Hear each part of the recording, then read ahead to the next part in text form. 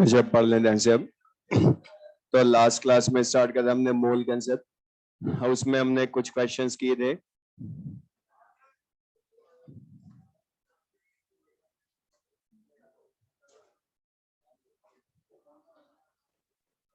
Question लिख लें उसी में।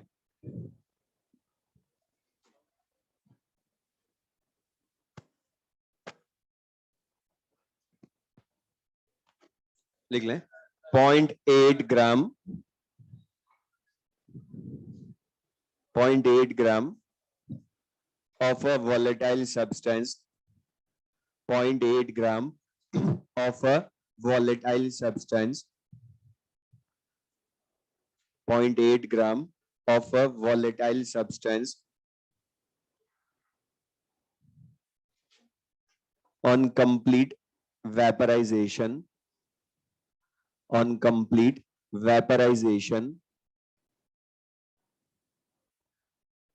displaces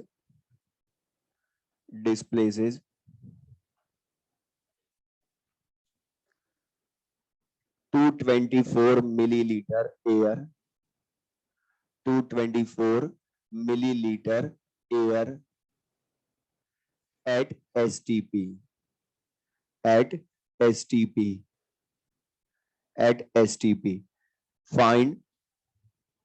find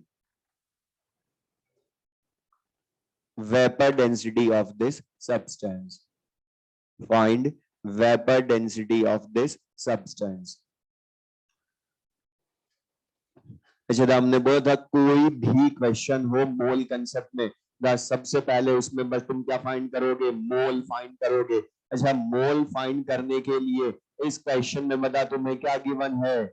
मास गिवन है या हमें क्या गिवन है क्वेश्चन में? जब 0.8 gram of a volatile substance, अगर उससे मोल लाने हैं तो बता मास by molecular weight of substance करोगे, इक्वल्स टू मोल होंगे ना ये। लेकिन बता हमें मॉलिक्यूलर वेट लाने के लिए डायरेक्ट डाटा गिवन है क्या? Formula of substance. लेकिन क्या गिवन है क्वेश्चन में? उसने कितनी एयर डिस्प्लेस करी। अच्छा, ये जो एयर है ये सब्सटेंस का वॉल्यूम है या एयर का? लेकिन लैंग्वेज पढ़ो, उसने क्वेश्चन में क्या बोला है? 0.8 gram on complete vaporisation. Words का मीनिंग समझना। 0.8 gram of a volatile substance on complete vaporisation, मतलब उसकी जितना वो सब्सटेंस था सारा वेपर में बदलेगा। और बता जब वो एटमॉस्फेयर में जाएगा तो जितना उसका खुद का वॉल्यूम होगा उतनी एयर हटाएगा पहले, बोलो। और जितनी एयर हटाएगा बता वो उतना ही उसने स्पेस ऑक्यूपाई किया।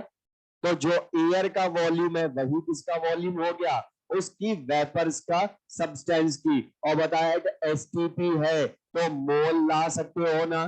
224 अपॉन 22,400 से डिवाइड करके, क्योंकि मिलीलीटर में है तो बता नंबर ऑफ मोल्स लाओगे तो कितना हो गया? 1/100 मोल। और बता यही मोल यहां से मॉलिक्यूलर वेट ऑफ सब्सटेंस भी ला सकते हो। कितना आ गया? 80। अब अगर इसने बता मॉलिक्यूलर वेट पूछा होता तो क्वेश्चन सॉल्व, लेकिन पूछी क्या है? Vapour density. हमने बोला वेपर डेंसिटी गिवन हो चाहे कैलकुलेट करवाए, उसका यूज एक ही है कि उससे मॉलिक्यूलर वेट लाओगे, या वेपर डेंसिटी कैलकुलेट करवाए तो भी मॉलिक्यूलर वेट की हेल्प से ही लाओगे। तो बता answer will be 40। Next question लेंगे।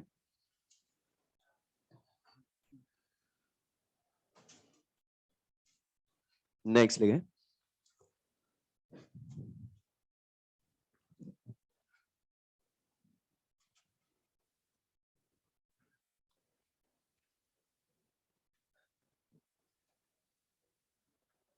The mass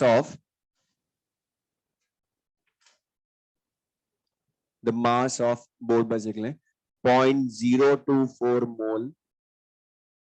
The mass of 0.024 mole of a compound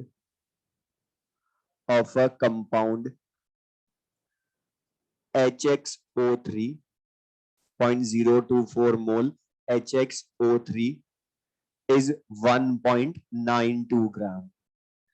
Is 1.92 1.92 ग्राम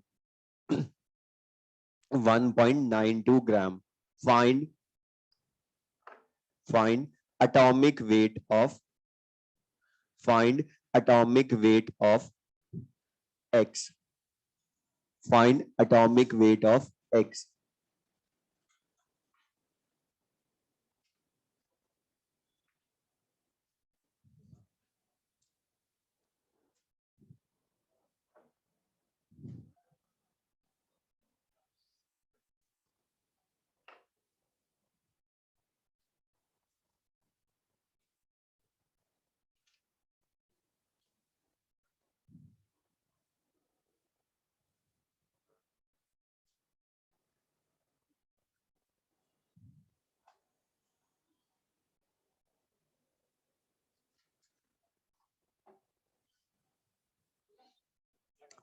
अच्छा अब एक चीज सुना, जब भी ये क्वेश्चन में इस तरह के क्वेश्चन में एटॉमिक वेट पूछे तो ये ध्यान रखना हमेशा उसमें सबसे पहले उसका मॉलिक्यूलर वेट लाना, जिस भी कंपाउंड का गिवन है। अब बता तुम्हें 0.024 मोल पूरे कंपाउंड के गिवन है, उसका मास गिवन है 1.92, तो बता नंबर ऑफ मोल्स पता है, मास पता है, तो बता number of moles equals to mass by molecular weight कर सकते हो ना। और नंबर ऑफ मोल्स की वैल्यू कितनी है 0.024, मास भी गिवन है 1.92, तो बता इससे मॉलिक्यूलर वेट ऑफ HXO3 ला सकते हो ना, और वो वैल्यू कितनी आ जाएगी 80।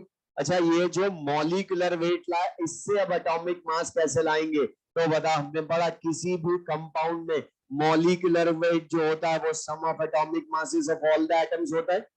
तो बता यहां पर HXO3 इसका जो मॉलिक्यूलर वेट 80 आया, बता ये हाइड्रोजन ऑक्सीजन और एक्स के एटॉमिक मासेस के सम के इक्वल होगा ना। तो बता हाइड्रोजन का atomic mass 1, atomic weight of x हमने फाइंड करना है, प्लस 3 इंटू ऑक्सीजन का एटॉमिक मास इक्वल्स टू 80।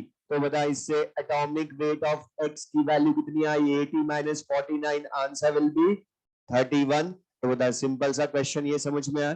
अब इसमें सुनना, चेंज बता रहा हूं, क्वेश्चन जो कंपटीशन में जिस टाइप का आया था उसमें दो कंपाउंड्स लिखे थे और दोनों के मोल और मास गिवन थे, दो कंपाउंड्स गिवन थे, दोनों के मोल और मास गिवन थे, और दोनों एटम उसमें वेरिएबल थे, दोनों एटम उसमें वेरिएबल थे। अब अगर बता दो एटम वेरिएबल होंगे तो दो इक्वेशन चाहिए ना, जबकि बता यहाँ एक ही एटम वेरिएबल था, इसलिए एक ही डाटा देकर हम मॉलिक्यूलर वेट ला कर लिया हमने क्वेश्चन। तो अगर दो एटम के एटॉमिक वेट लाने हो तो दो बार मॉलिक्यूलर वेट लाना, और सम ऑफ एटॉमिक मासेस से करके बता दो इक्वेशन बना सकते, करके सॉल्व कर सकते हो, कर लोगे।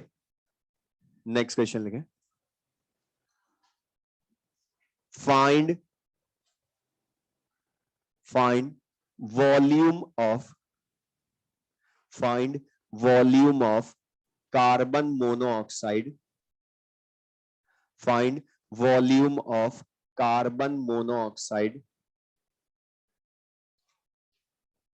volume of carbon monoxide volume of carbon monoxide which has same number of which has same number of oxygen atoms which has same number of oxygen atoms as are in same number of oxygen atoms as are in 160 gram 160 gram SO3 gas 160 gram SO3 gas 160 gram SO3 gas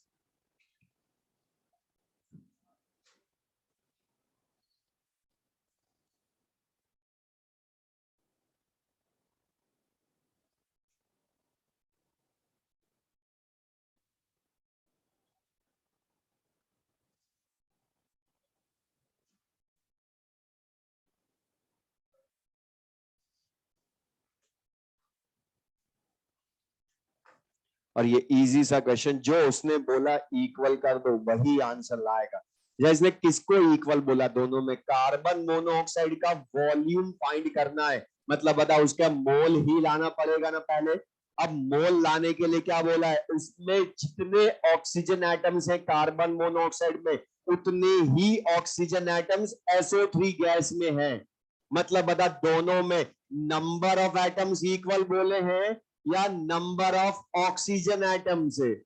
तो बता क्या बोला है, number of oxygen atoms in carbon monoxide is equal to number of oxygen atoms in 160 gram SO3, 160 gram SO3 में।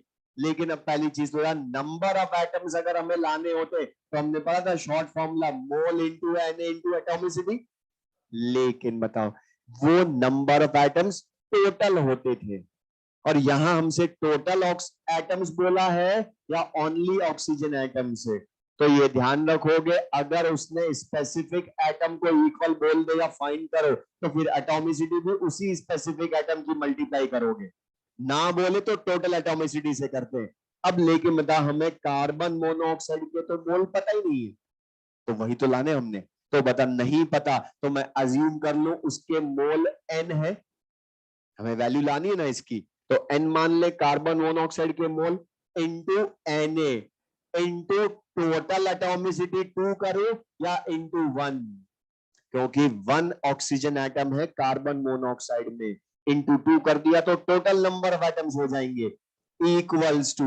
अच्छा बता SO3 के तो मोल ला सकते हो ना, 160 ग्राम तो 160 बाय मॉलिक्यूलर वेट 80, तो बता कितने मोल हो गए 2 इंटू Na। लेकिन बता इंटू एटॉमिसिटी 4 या 3, क्योंकि 3 ऑक्सीजन एटम Na कैंसिल। बता मोल ऑफ कार्बन मोनोऑक्साइड आ गए ना 6 मोल कार्बन मोनोऑक्साइड, तो बता डायरेक्ट लाओ मोल, और मोल ही लाने थे बस। अब बता 1 मोल का वॉल्यूम एट STP गैस का 22.4, तो 6 मोल का will be 134.4 litre carbon monoxide. तो बताइए क्लियर सबको, ये समझ में आई है? इस तरह के क्वेश्चन बता सिंपल से, बस मीनिंग यूज करना है हमने, बता कर लोगे तो नंबर ऑफ मोल्स हमने फाइंड करने थोड़ा कर लेंगे। एक और क्वेश्चन लेंगे, find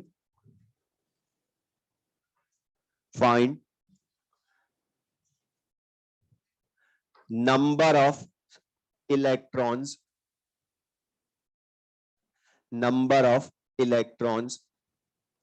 protons,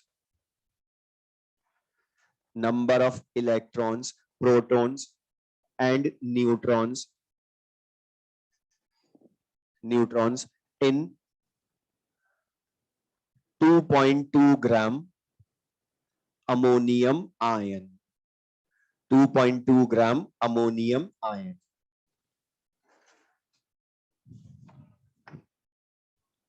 अच्छा कुछ को तो हम पढ़ बता चुका हूं, अब जिनको नहीं बताया वो देख लो ध्यान से। यहाँ पर ये जो question number of electrons, protons and neutrons, इनको फाइंड करना होता है। तो बता पहली चीज इस तरह के क्वेश्चन एटॉमिक स्ट्रक्चर में किए, बस वहां किस में किया था, वन एटम या मॉलिक्यूल या आयन में इलेक्ट्रॉन, प्रोटॉन, न्यूट्रॉन। तो ध्यान सुनना, अगर इलेक्ट्रॉन, प्रोटॉन, न्यूट्रॉन लाना हो तो सबसे पहले वन एटम या वन आयन या वन मॉलिक्यूल में इलेक्ट्रॉन्स, प्रोटॉन्स, न्यूट्रॉन्स लाओ।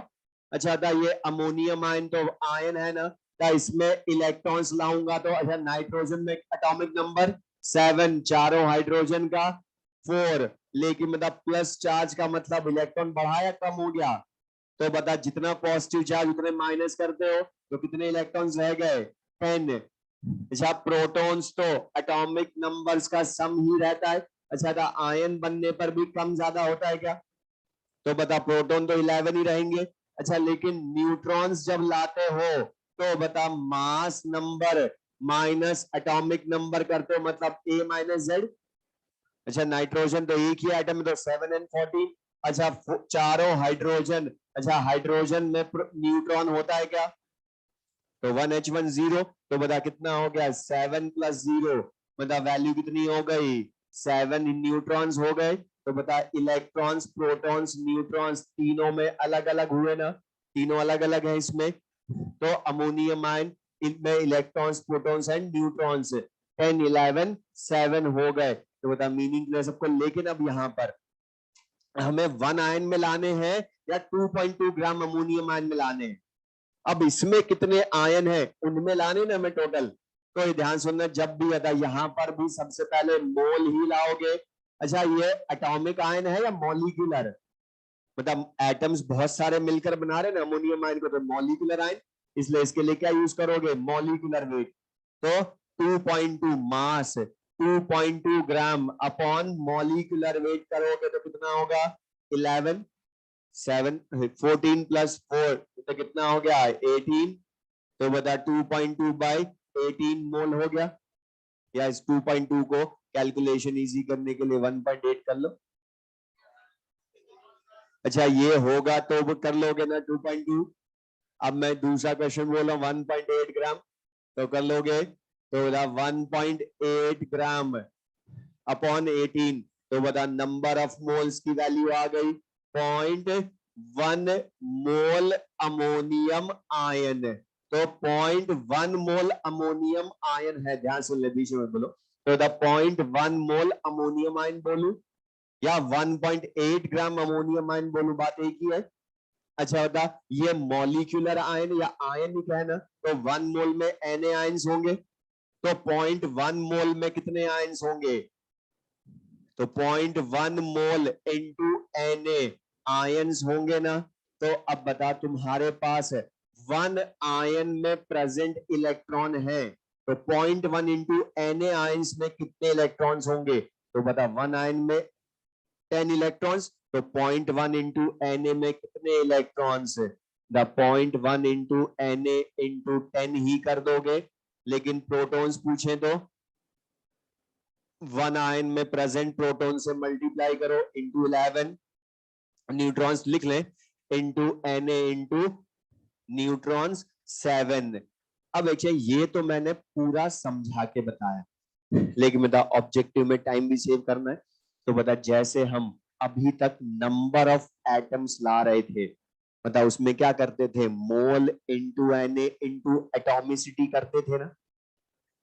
तो यहां बताओ कर क्या रहे हो, अभी भी वही है, मोल ही लाए फिर इंटू Na करा तो नंबर ऑफ आयंस आए, इंटू मतलब एटॉमिसिटी की जगह इंटू 1 आयन में प्रेजेंट इलेक्ट्रॉन्स या प्रोटॉन्स या न्यूट्रॉन से मल्टीप्लाई करा। तो बता डायरेक्ट भी कर सकते थे, या बता मैं इसी में सम पूछूं तो तीनों का, तो यही सम करना 1 आयन में अलग अलग क्यों करें, मतलब 0.1 इंटू Na तो कॉमन आएगा ना वहां भी, तीनों को अलग से सम मत करना, ये एक ही बार में सम कर दो।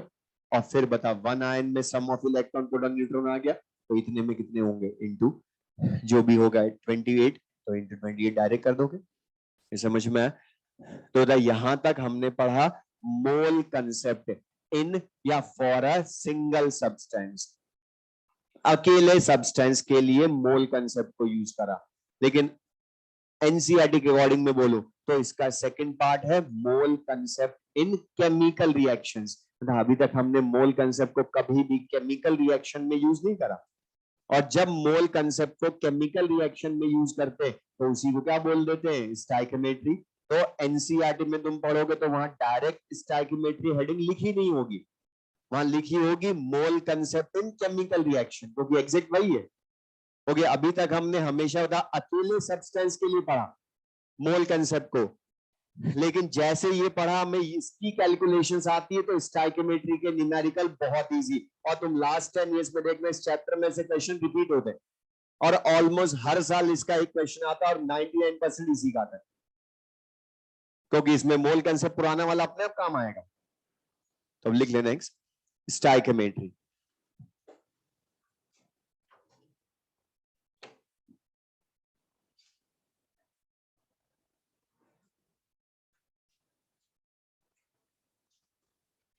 स्टाइकियोमेट्री।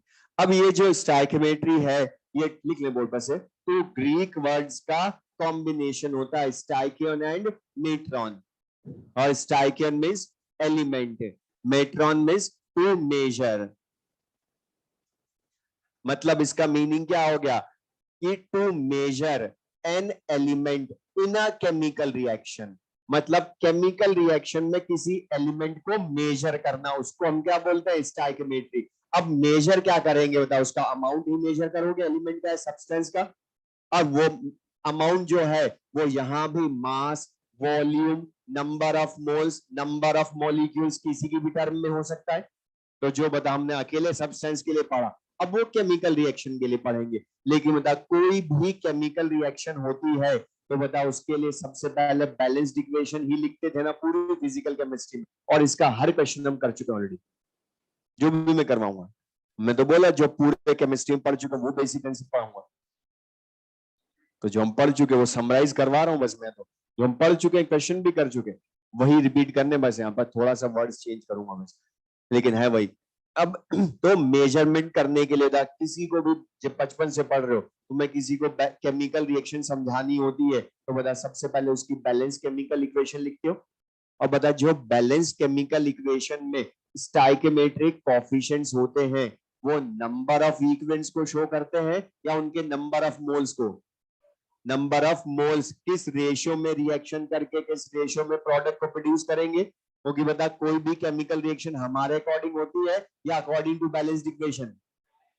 तो लिख लें, for stoichiometry, for stoichiometry balanced chemical equation is must.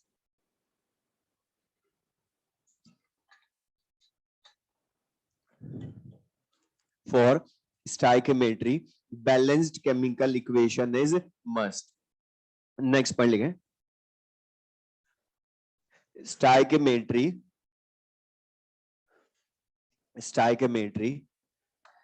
gives the stoichiometry gives the relation of relation in which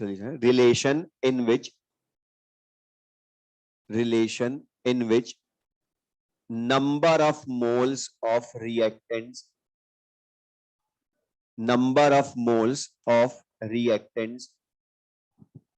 react with each other, number of moles of reactants react with each other to give number of moles of products, to give number of moles of products, to give number of moles of products. अब इसमें पढ़ो वापस, first point में क्या लिखा, for stoichiometry मतलब बता यहाँ हमने कोई भी कैलकुलेशन करनी है केमिकल रिएक्शन में तो सबसे इंपॉर्टेंट है कि बैलेंस केमिकल हमने लिखनी होगी आधे क्वेश्चंस में, क्योंकि आधे में वो खुद लिख कर देगा लेकिन जिन आधों में नहीं लिख कर देगा वहां हमने लिखनी है। अब वो लिखेंगे कैसे, तो उसके लिए पहले चीज बोलो, ओनली कंबशन रिएक्शंस को छोड़कर हर जगह जब भी बैलेंस्ड इक्वेशन लिखो तो होल नंबर कोएफिशिएंट्स वाली लिखोगे, होल नंबर कोएफिशिएंट्स वाली ही लिखना क्योंकि उससे कैलकुलेशन इजी होती है। क्योंकि बता वो तो कंबशन में तो उसकी डेफिनेशन रीजन है कि O2 का कोएफिशिएंट फ्रैक्शनल क्यों आता है और कंबशन इक्वेशन लिखना में आती है। अब जैसे मैं क्वेश्चन ही बोल रहा हूं, अमोनिया फॉर्मेशन, तो बता बचपन से जो लिख रहे पढ़ रहे होता है N2 + 3H2 gives 2NH3 लिखोगे होल नंबर कोएफिशिएंट वाली। अच्छा पुराना जो पढ़ चुका हूं बीच जो पूछूंगा, अच्छा द हीट ऑफ फॉर्मेशन बोलता तो फिर 1 मोल के लिखता, फिर thermochemistry the heat of formation बोलता तो half N2 + 3/2H2 gives 1NH3 लिखते ना फिर, लेकिन ना बोले तो होल नंबर कोएफिशिएंट वाली लिखती हमेशा। अब यहाँ पर मतलब ये जो बैलेंस्ड इक्वेशन है इसमें नाइट्रोजन का कोएफिशिएंट 1, हाइड्रोजन का 3, अमोनिया का 2 है, मतलब इनके कोएफिशिएंट्स का रेशियो बोलूं तो 1:3:2 है ना। मींस बताइए बैलेंस्ड इक्वेशन क्या शो कर रही है हमें कि 1 mole nitrogen completely reacts with 3 mole hydrogen to produce 2 mole ammonia. मतलब क्या है कि अगर 1 मोल नाइट्रोजन हमने कंज्यूम करना है तो 3 मोल हाइड्रोजन लेने पड़ेंगे तब जाकर हाइड्रो अमोनिया के 2 मोल प्रोड्यूस होंगे। तो मैं तुमसे डायरेक्ट क्वेश्चन पूछूं, बता, अगर नाइट्रोजन के 4 मोल ले तो कितने मोल अमोनिया प्रोड्यूस होगी? तो बता, लेकिन पहले तो बता, इसी को यूज करा, अमोनिया कितना प्रोड्यूस होगी, 12 या 8? और सुधर जाओ, जो पूछा वो बताओ। मतलब रट लिया मन में कि मैं हाइड्रोजन ही पूछूंगा, और जो पूछा ना वो बताना एग्जाम में। फिर बोल रहा हूँ, ध्यान मतलब यहाँ पर 1 मोल नाइट्रोजन, लेकिन बता तुमने जो आंसर बोला 8 मोल अमोनिया, जिन्होंने बोला, बाकी तो नहीं बोला, लेकिन जिन्होंने बोला, तो बता पहले बैलेंस्ड इक्वेशन को यूज कराना, क्योंकि गिवन मोल की रिएक्शन हमारे अकॉर्डिंग नहीं होती है, अकॉर्डिंग टू बैलेंस्ड इक्वेशन होती है। समझना, बस मैं जो बता रहे हो करना मिट की, ये हमें आता है, इसका कोई भी क्वेश्चन हम रॉन्ग नहीं कर सकते। तो 1 mole nitrogen 2 mole ammonia produce करती है। पहले बैलेंस्ड इक्वेशन देखा, 10 पता चला कि 4 मोल से 8 मोल प्रोड्यूस होगी, या जिसके लिए कुछ का पेट दर्द हो रहा है। 1 मोल नाइट्रोजन से 3 मोल हाइड्रोजन करेगी, तो 4 मोल से, अब बोलो, 12 मोल हाइड्रोजन करेगी। तो बता मीनिंग यहाँ पर अब बैलेंस्ड इक्वेशन क्या बताती है, number of moles of reactant, जिस रेशियो में रिएक्शन करके, जिस रेशियो में number of moles of products produce करते। अब लेकिन ये तो मोल है, तो बता एग्जैक्ट रिलेशन, कोएफिशिएंट्स जो है उन्हीं को तो हमने मोल की टर्म में डायरेक्ट लिख दिया ना। मतलब ये जो बैलेंस्ड इक्वेशन के कोएफिशिएंट्स हैं, ये मोल का रिलेशन बताते हैं।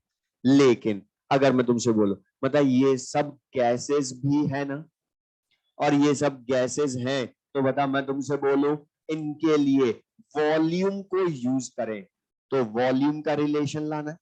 तो वॉल्यूम का रिलेशन लाने के लिए अब मैं मान लूं ये तीनों गैसेस एट एसटीपी हैं, मतलब टेम्परेचर प्रेशर तीनों के सेम है, और एसटीपी पर मतलब temperature 0 degree Celsius and pressure 1 ATM है या 1 बार है।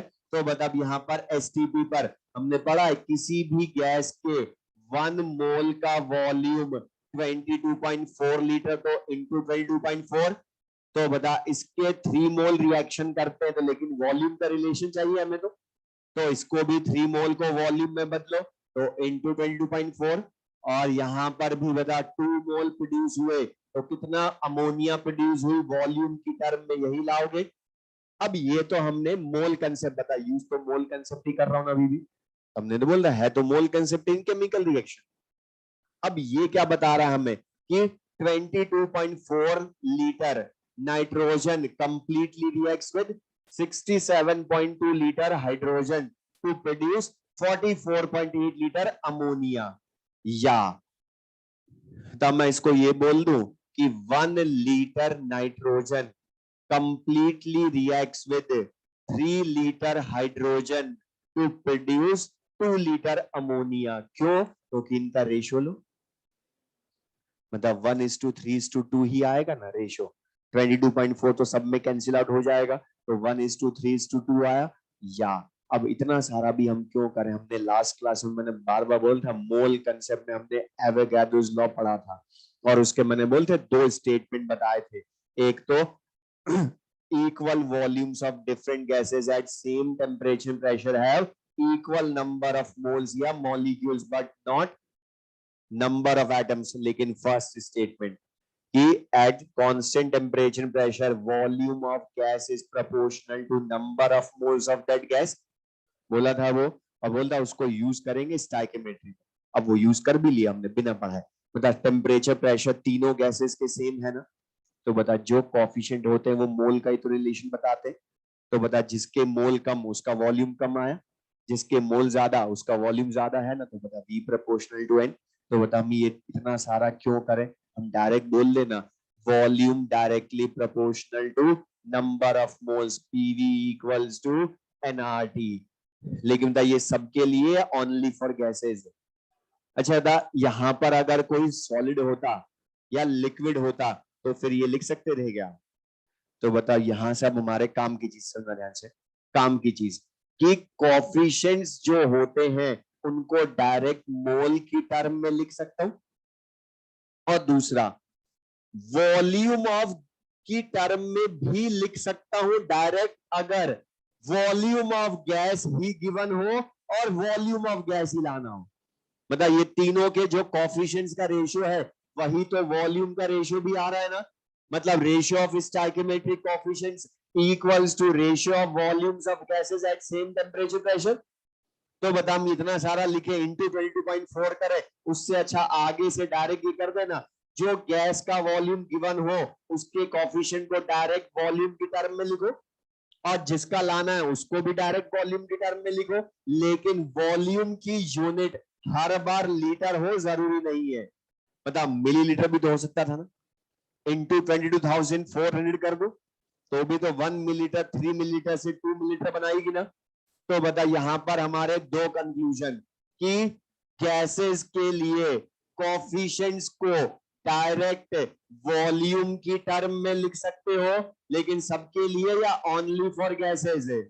ये जो सेकंड वाला कंक्लूजन है वॉल्यूम वाला, ये तो हमेशा की तरह किसके लिए है, ओनली फॉर गैसेस। तो बता, मोल का रिलेशन मिल गया बैलेंस्ड इक्वेशन से, वॉल्यूम ऑफ गैसेस का रिलेशन भी मिल गया। थर्ड, अब मैं तुमसे पूछूं मासेस का रिलेशन लाए इन तीनों के, तो भी बता बैलेंस्ड इक्वेशन तो पहले कोफिशिएंट मोल को ही शो करेंगे ना, जैसे इसको वॉल्यूम में लिखा तो पहले मोल को यूज कराना। 1 मोल नाइट्रोजन 3 मोल हाइड्रोजन से 2 मोल अमोनिया प्रोड्यूस करती है, तो मास चाहिए मुझे अब। तो बता, 1 मोल नाइट्रोजन का मास इंटू मॉलिक्यूलर वेट करोगे तो 28 ग्राम होगा ना मॉलिक्यूलर वेट इसका। अच्छा, इसके 3 मोल रिएक्शन करते हैं लेकिन मॉलिक्यूलर वेट तो 2 ही है, तो कितने ग्राम रिएक्शन करेंगे हाइड्रोजन, बोलो। तो बताइए क्या बता रहा है, 28 gram nitrogen reacts with 6 gram hydrogen to produce 2 mole. 1 mole का मास मॉलिक्यूलर वेट तो n मोल का n इंटू मॉलिक्यूलर वेट, तो 17 ग्राम, तो कितने ग्राम अमोनिया प्रोड्यूस हुई, 34 ग्राम अमोनिया। अब बताओ, क्या मासेस का रेशियो कोफिशिएंट्स के रेशियो के इक्वल आएगा क्या, क्योंकि हर सब्सटेंस के 1 मोल का मास मॉलिक्यूलर वेट अलग अलग होता है, जबकि ये क्यों आ गया सबके लिए सेम, क्योंकि 1 मोल गैस का वॉल्यूम एट एसटीपी तो सबके लिए 22.4 लीटर होता है ना, इसलिए गैसेस वॉल्यूम को मैं कोफिशिएंट के टर्म में डायरेक्ट लिख सकता हूं ओनली फॉर गैसेस, लेकिन मास को नहीं लिख सकता, और दूसरा लिख भी नहीं सकता हूं। क्यों, उसका रीजन सुनना, पहले क्वेश्चन बोल रहा हूं, वो सुन ले क्वेश्चन फिर लिख लेना सारा। वो हमें 4 लॉज के नेम लिखने का, अब पूछेगा इन चारों में से केमिकल इक्वेशंस कौन से लॉ पर बेस्ड होती हैं, तो answer law of conservation of mass. और law of conservation of mass अगर फेल हो गया तो वो इक्वेशन बैलेंस्ड हो भी नहीं सकती, क्योंकि बैलेंस्ड इक्वेशन तभी होगी जब law of conservation of mass fulfil होगा। चेक कर, जब तक इक्वेशन बैलेंस थी तब तक law of conservation of mass fulfil हो रहा था। अच्छा बताइए, N2 + 3H2 gives 2NH3 से इनके मासेस लिखे ना तुमने, तो बता 28 ग्राम नाइट्रोजन रिएक्टेंट, रिएक्टेंट दूसरा 6 ग्राम हाइड्रोजन, तो लॉ ऑफ कंजर्वेशन ऑफ मास का मतलब क्या है, रिएक्टेंट्स का टोटल मास प्रोडक्ट्स के टोटल मास के इक्वल, तो 28 + 6 34, अमोनिया कितना प्रोड्यूस हुई 34, बैलेंस्ड है ना। लेकिन अगर तुमने कोफिशिएंट को डायरेक्ट मास की टर्म में लिख दिया तो law of conservation of mass fail हो गया। चेक कर लो, 1 ग्राम 3 ग्राम 4 ग्राम रिएक्टेंट हुए ना, लेकिन प्रोडक्ट कितना मिला, तो 2 ग्राम तो कम हो गया। और लॉ ऑफ कंजर्वेशन ऑफ मास तो ओनली न्यूक्लियर रिएक्शंस में फेल होता है, वो ये है नहीं, तो बताइए तो रॉन्ग। तो बता, मास का क्वेश्चन अगर होगा तो हमेशा पहले किसको यूज करोगे, मोल को ही, क्योंकि फिर मास का रिलेशन लिख सकता कोफिशिएंट को मास की टर्म। तो ये क्लियर सबको, लिख लेंगे।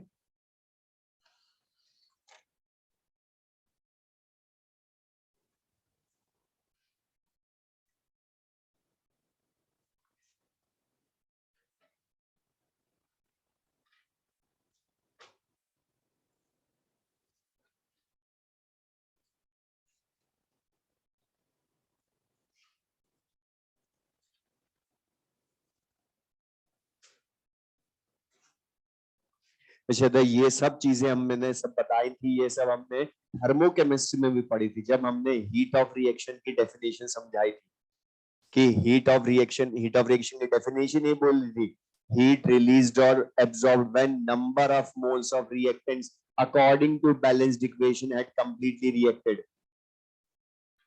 लिखवाई थी, एक्सप्रेशन सही करो। और टेस्ट का सिलेबस बोल रहा हूं, सुन लो। सॉलिबिलिटी से सारा आयनिक इक्विलिब्रियम आएगा, मतलब सॉलिबिलिटी जो लास्ट टेस्ट में आई थी वो भी आएगी। दूसरा ये तो आएगा इसे पूरा चैप्टर, और सॉलिड स्टेट भी आएगा, सॉलिड स्टेट भी आएगा बैक पोर्शन में, ठीक है।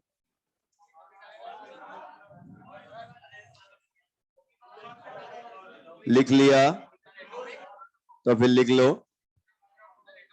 मैं जो मेरे बता रहा हूं उनका थोड़ा बता, देखो यहाँ पर देख लें तो इसमें बस ये ध्यान रखना बैलेंस्ड इक्वेशन। अच्छा लेकिन जब भी तुम स्टाइकोमेट्री के क्वेश्चंस हमने थर्मोकेमिस्ट्री में डेल्टा एच लाए तो वहां भी हमने दो चीजें सबसे पहले चेक की थी कि वो क्वेश्चन लिमिटिंग रिएजेंट का है या नहीं। तो यहां पर भी मैं बोल रहा हूं उल्टा हम यूज करेंगे, जब भी स्टाइकोमेट्री का क्वेश्चन होगा सबसे पहले चेक करेंगे कि वो लिमिटिंग रिएजेंट का है तो ठीक, नहीं तो फिर हम विदाउट लिमिटिंग रिएजेंट क्वेश्चन कैसे करेंगे। अब दोनों को कैसे करना है बताऊंगा, लेकिन उसके पहले बता लिमिटिंग रिएजेंट का क्वेश्चन कब है कब नहीं, ये आइडेंटिफाई करना हमें सबको आता है। हमने बता आयनिक इक्विलिब्रियम में भी किया कि जब भी जितने भी रिएक्टेंट हो, चाहे वो 2 हो 3 हो, भी लिखवा दूंगा मैं, लिख लिख सुन लो।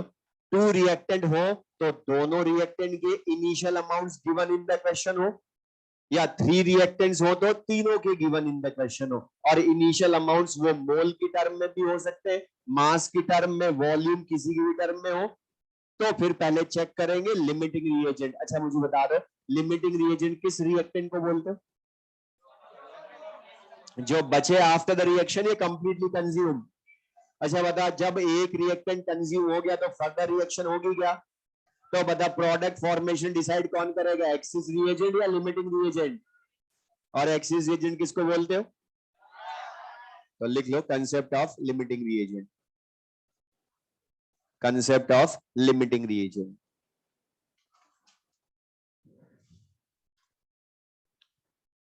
इसमें लिख लें if initial amounts of, if initial amounts of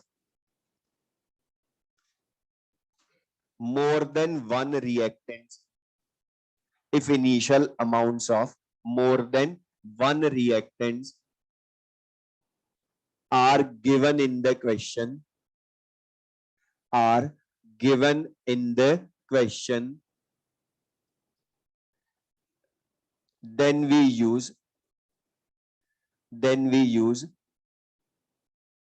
concept of limiting reagent, then we use concept of limiting reagent। next point लिख लें, next point, the reactant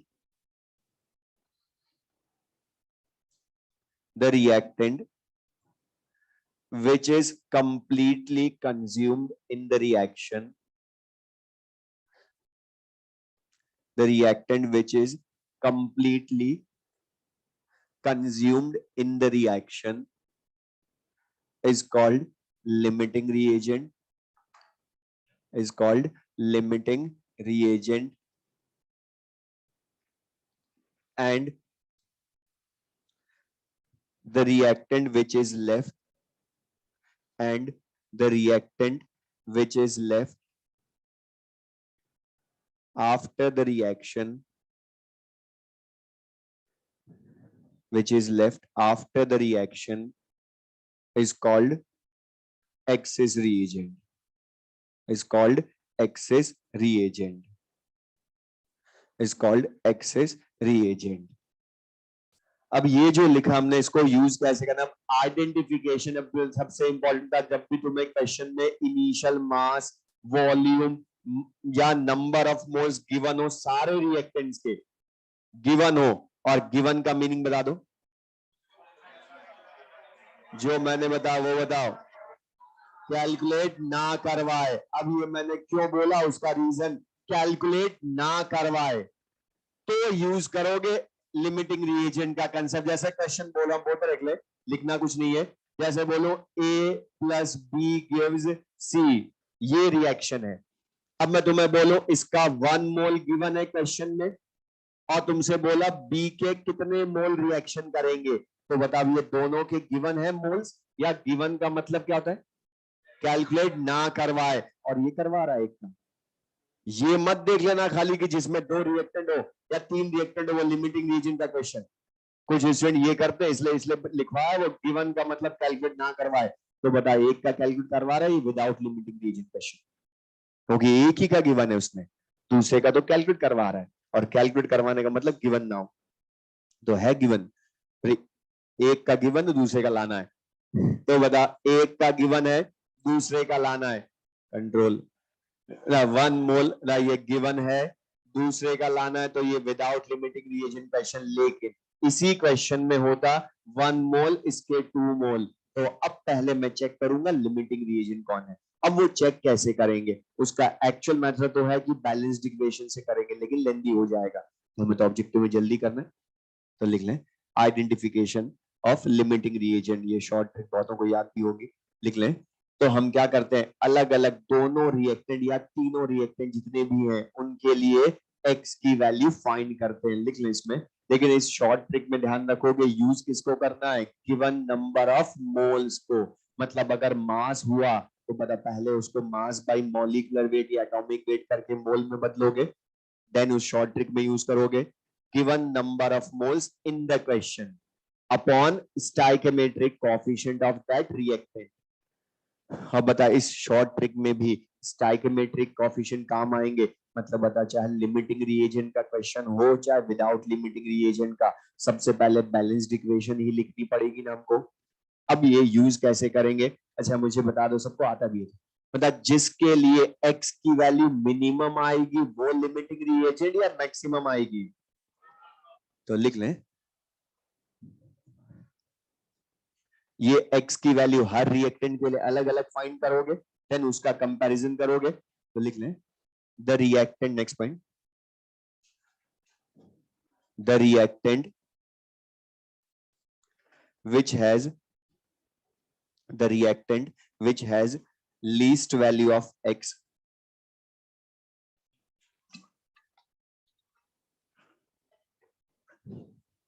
the reactant which has least value of x acts as limiting reagent, acts as limiting reagent,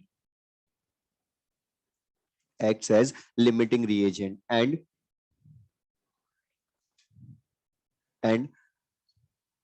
product formation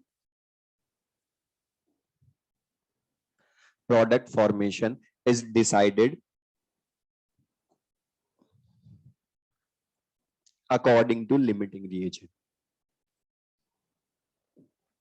product formation is decided according to the limiting reagent। अब इसमें question जो मैं बोल रहा हूं, मैं सुनना ध्यान से, अब मैं उल्टा बोल रहा हूं, जब भी केमिकल रिएक्शन पर बैलेंस्ड इक्वेशन के अकॉर्डिंग क्वेश्चन करने हो तो सबसे पहले चेक करोगे उल्टा कि लिमिटिंग रिएजेंट का है, तो बता उसको चेक करना कि लिमिटिंग रिएजेंट यूज करेंगे या नहीं, हो गया इसको चेक कर लिया, अपने पता चल जाएगा विदाउट लिमिटिंग रिएजेंट कब होगा। अब क्वेश्चंस जो मैं बता रहा हूं, इसका फर्स्ट क्वेश्चन बता रहा हूं, ये समझना, मैं जितने तरह के चेंजेस होंगे सब इसमें बता दूंगा, प्रोसीजर भी, चाहे तुम पहले कैसे भी करते हो, तो मैं जो बोल रहा हूं पहले मैं बताऊं, अगले वाले क्वेश्चन तुम करना। क्वेश्चन लिख लें, how much mass of iron, how much mass of iron reacts with 64 gram oxygen, 64 gram oxygen to produce ferric oxide, to produce ferric oxide, to produce ferric oxide। अब बोर्ड पर देख लें, या पहले तो मुझे पढ़ के बता लैंग्वेज से, इसने तुम्हें एक तो पहली चीज इक्वेशन लिखकर नहीं दी, तो हम लिखेंगे क्योंकि वर्ड्स में सब लिखकर दे रखा है उसने, और ये जो कर रहे हैं उनको बोल रहा हूँ आंसर 149.3 ग्राम है, बोर्ड पर देख लो। तो अब सुनना ध्यान से, अब मैं जो बोला पहले मैंने बोला चेंजेस बताऊंगा, प्रोसीजर समझना बस क्वेश्चन में, क्योंकि वरना इनके कई बुक्स में नोट्स में हर क्वेश्चन के लिए अलग प्रोसीजर होता है, और तुमने हो सकता है बहुतों ने पढ़ा मास रिलेशन वाले क्वेश्चन, मास वॉल्यूम वाले, वॉल्यूम वाले, कुछ नहीं करने, हमने सिंपल सा जो मोल कंसेप्ट पढ़ा वो बहुत, जो वहां मैंने लास्ट क्लास में बोला फिर वही बोल रहा हूँ, हमने वहां बार बार बोलता मोल कंसेप्ट का कोई भी क्वेश्चन हो, मोल लाओ आंसर लाओ, यहां भी वही मोल ही लाने हमने, चाहे गिवन डाटा हो चाहे आंसर लाना हो, मोल लाएंगे, इसके अलावा कुछ नहीं सोचना हमने।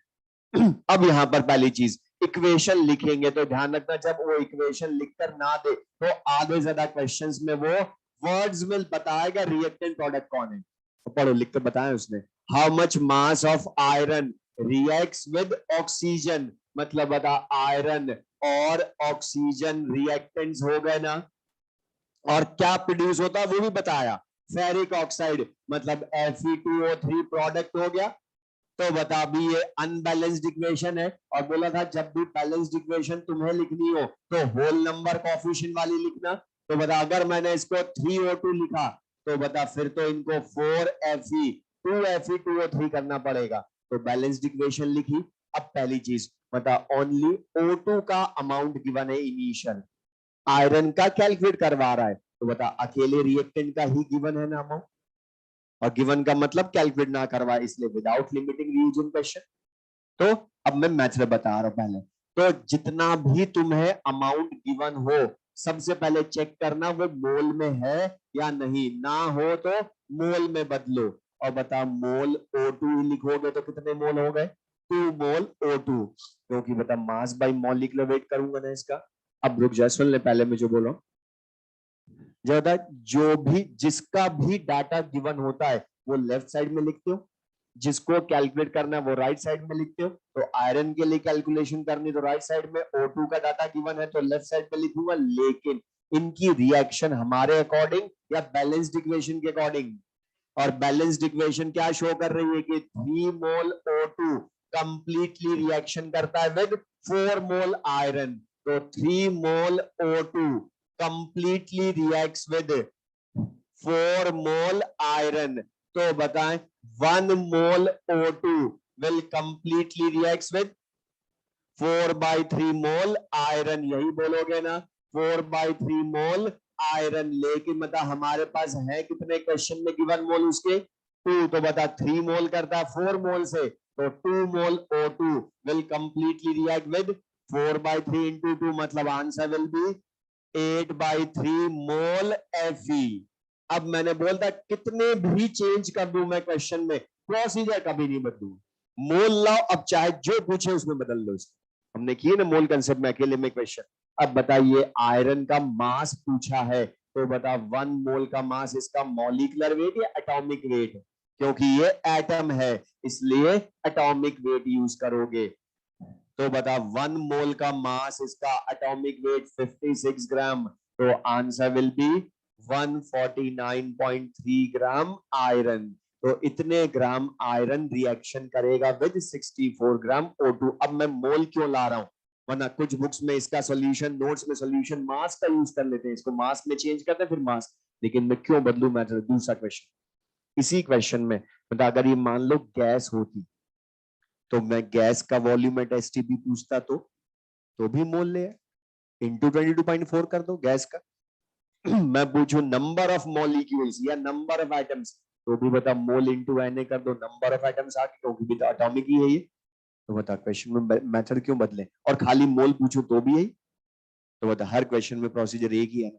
लेकिन अब सुन ले इसमें ये तो मैंने प्रोसीजर से बताया, लेकिन ऑब्जेक्टिव में हम ये नहीं करें, हम शॉर्ट ट्रिक से करें, और सारे क्वेश्चंस लिमिटिंग रीजन वाले तो सबसे इजी होंगे, वो तो शॉर्ट ट्रिक में होंगे, लेकिन पहले यहाँ पर इस मेथड भी हमें आना चाहिए, जो तुम्हें इजी लगे उससे करना, लेकिन शॉर्ट ट्रिक ज्यादा इजी होगी।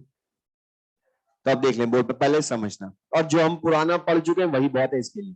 जब मैं अज्यूम कर रहा हूं कोई जनरल बैलेंस्ड इक्वेशन है M1A plus M2B gives N1C plus N2D, मतलब M1 M2 इनके स्टाइकियोमेट्रिक कोएफिशिएंट रिएक्टेंट के, N1 N2 प्रोडक्ट के कोएफिशिएंट सबके अलग अलग वैल्यू मानी मैंने, A B रिएक्टेंट है C D प्रोडक्ट है, तो बता रिएक्टेंट A है तो ये रिएक्शन करेगा ना, तो रिएक्टेड मोल्स ऑफ A जो भी क्वेश्चन में गिवन होंगे, जो भी क्वेश्चन में गिवन, जैसे अभी कितने गिवन थे 2 मोल, O2 रिएक्टेंट है ना, तो रिएक्टेड मोल्स ऑफ रिएक्टेंट जो भी है A अपॉन उसका stoichiometric coefficient equals to reacted moles of B upon उसका स्टाइकेमेट्रिक कोफिशिएंट कर देना।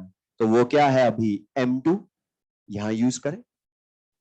रिएक्टेड मोल O2 के कितने हैं 2 अपॉन स्टाइकेमेट्रिक कोफिशिएंट उसका 3।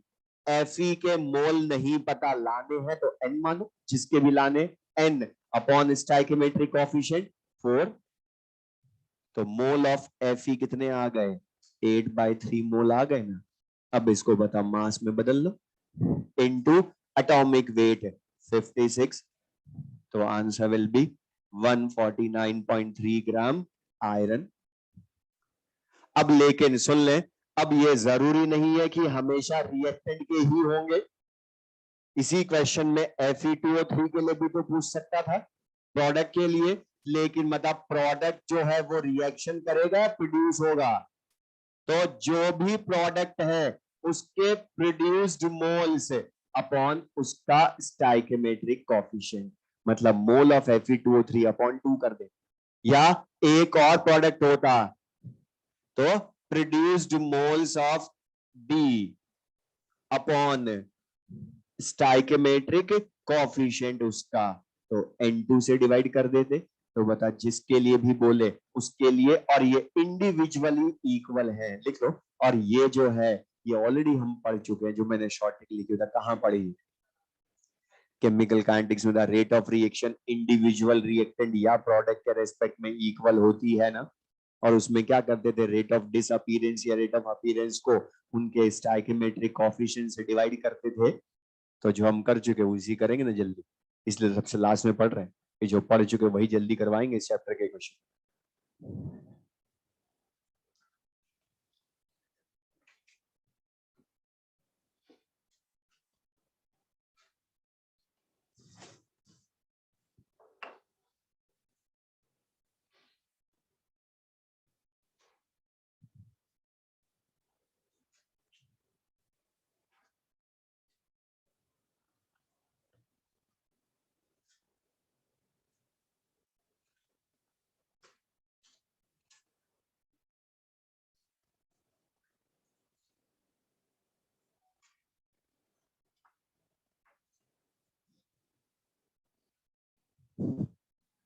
और ये मेथड से भी कर सकते हो, लेकिन उस मेथड में हमें सोचना पड़ता है बैलेंस्ड इक्वेशन के अकॉर्डिंग कैसे करें, जबकि होता है यहाँ डायरेक्ट आंसर आए।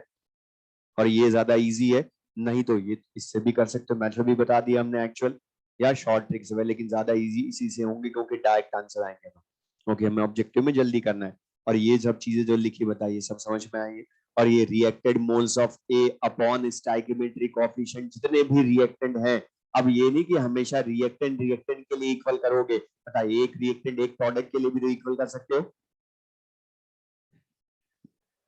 लिख ले सबने।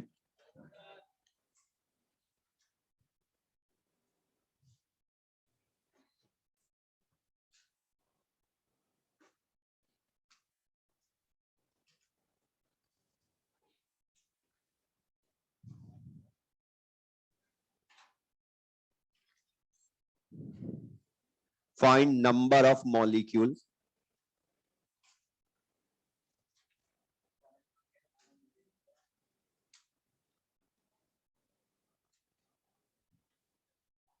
find number of molecules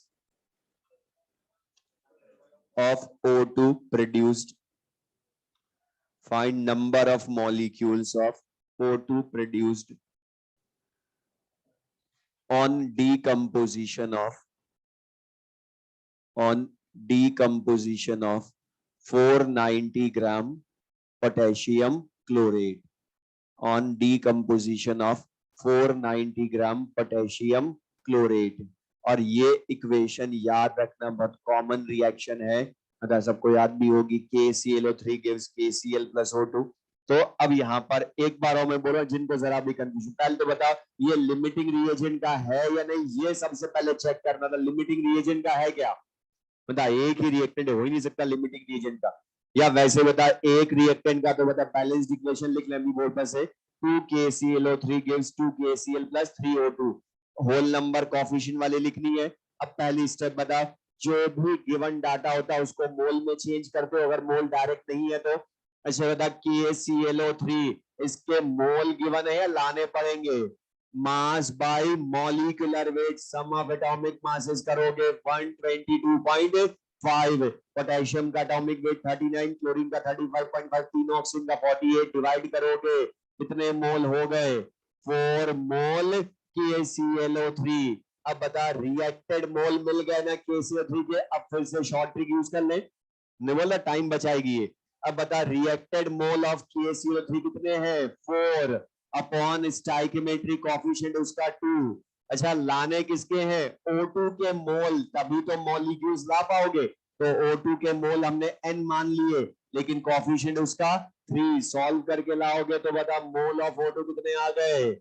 6 mole O2। अच्छा मोल पूछे होते तो क्वेश्चन सॉल्व, वॉल्यूम पूछा होता प्रोड्यूस्ड तो इंटू 22.4 लीटर यही कर लो, मास पूछा होता तो इंटू मॉलिक्यूलर वेट यही कर दो। तो बता मेथड क्यों बदले, एक ही तरह से करें। अब नंबर ऑफ मॉलिक्यूल्स पूछ लिए तो बता 1 मोल में Na मॉलिक्यूल्स, तो बता 6 इंटू Na मॉलिक्यूल्स हो जाएंगे ना। तो बता क्वेश्चन सिंपल सा। अब चाहो तो मेथड से कर लो तो भी इजी है, 2 से 3 तो 4 से कितना बनेंगे? 6 मोल। लेकिन बता फिर भी ज्यादा इजी, इसमें कुछ भी क्वेश्चन पूछे मोल डायरेक्ट ला सकते हो, समझ में आया सबको ये? नेक्स्ट क्वेश्चन लेंगे, और ये थोड़ा सा क्वेश्चन ढंग से सीरियसली कर लो, ये अच्छे क्वेश्चन हैं जो एग्जाम में, और इस चैप्टर में सबसे अच्छी चीज इसमें क्वेश्चन भी रिपीट हुए हैं लास्ट 10 ईयर्स में, सेम क्वेश्चन ये दो बार आ चुके हैं, और बिल्कुल सिंपल से क्वेश्चन पूछता है, कोई बहुत ज्यादा टफ नहीं पूछता है। लिख लें, find the volume of Cl2 gas,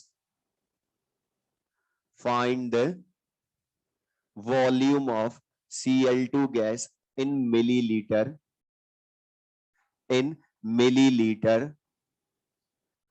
after bracket at STP produced when board पर लिख लें 100 millilitre, when 100 milliliter 0.2 mHCl solution, when 100 milliliter 0.2 mHCl solution reacts with MnO2, और इक्वेशन लिख लें बोर्ड पर से। अब ये इजी सा क्वेश्चन, एनसीईआरटी का अनसॉल्व क्वेश्चन, और ये कंपटीशंस में पूछ चुका है।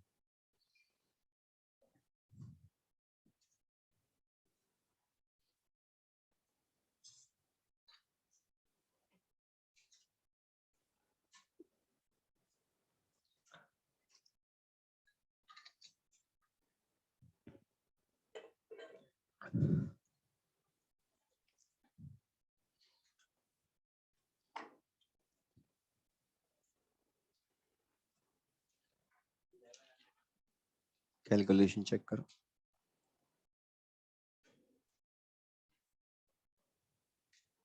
अच्छा था यहाँ पर मेथड फिर से वही, कुछ भी डाटा तुम्हें समझ में आए चाहे ना, पहले तो बता लिमिटिंग रिएजेंट का है या नहीं, लिमिटिंग रिएजेंट का है क्या? बता दो रिएक्टेंट है, दोनों के इनिशियल अमाउंट गिवन नहीं है, मैंने का तो खाली नाम लिया है HCl। अच्छा तुम्हें क्या बोला? HCl रिएक्शन करके Cl2 प्रोड्यूस कितनी करेगा यही पूछा है। तो बता सबसे पहले HCl के मोल लाओगे ना। अच्छा बता गिवन डाटा को मोल में बदलने के लिए आपके मोलैरिटी है और वॉल्यूम ऑफ सॉल्यूशन है। तो बता हमने पढ़ा है molarity into volume in litre करोगे। अच्छा मोलैरिटी की वैल्यू 0.2, वॉल्यूम इन लीटर है या मिलीलीटर है? मिलीलीटर है। तो बता कितने मोल हुए HCl के क्वेश्चन में गिवन है 0.02 मोल, और 0.02 मोल रिएक्शन करेंगे तो कितनी Cl2 प्रोड्यूस होगी ये पूछा है। तो बता शॉर्ट ट्रिक यूज करो फिर से, reacted mole of HCl 0.02 upon stoichiometric coefficient 4, Cl2 का वॉल्यूम लाना है तो पहले मोल लाने पड़ेंगे, कोएफिशिएंट 1, तो डिवाइड करोगे तो बता मोल ऑफ Cl2 पूछता तो हाफ इंटू 10⁻⁻² मोल आ गए, लेकिन बता मोल पूछा है या वॉल्यूम एट एसटीपी। तो बता 1 मोल का वॉल्यूम 22,400 बोलोगे ना आपके, क्योंकि आंसर मिलीलीटर में पूछा है, तो answer will be 112 millilitre Cl2। अब बताइए इजी सा क्वेश्चन, फिर भी अच्छा हो गया मैं, क्योंकि अभी कुछ नहीं, इसको मिलीलीटर को लीटर में नहीं बदला, वो मिली मोल हो गए। बता अगर तुमने वॉल्यूम मिलीलीटर में मल्टीप्लाई करते तो मिली मोल हुए, जबकि बैलेंस्ड इक्वेशन तो मोल को बताती है। हमने शॉर्ट ट्रिक में भी तो बता मोल ही लिखी है ना, फिर तो ये ध्यान रखो ये। अब बताइए इजी सा क्वेश्चन, शॉर्ट ट्रिक्स हमारा इजी होना, मैथड से भी कर सकते हो। 4 मोल से 1 मोल तो 1 मोल से 1/4, और तुम्हारे ऊपर है कैलकुलेशन जल्दी कैसे करनी है, क्योंकि अभी कुछ को आता है हाफ इंटू 10⁻², 5 इंटू 10⁻³ होता है, फिर मल्टीप्लाई करो, फिर लेंदी तो खुद निकल लिए, जबकि खाली एक बार मल्टीप्लाई करना तो वो बिल्कुल इजी वाला 2 से डिवाइड, खत्म क्वेश्चन। अब ये तो चीजें तुम्हें ध्यान रखनी पड़ेगी, प्रेजेंस ऑफ माइंड। तो बताइए ये चीज क्लियर सबको ये। और मैं फिर बोल रहा हूँ ये क्वेश्चन सीरियसली करना, ये सब तरह के क्वेश्चन मैं बता दूंगा, लेकिन मिल बांट के मत करना ना, बगल वाले से आंसर पूछना पहले। क्वेश्चन लिखे,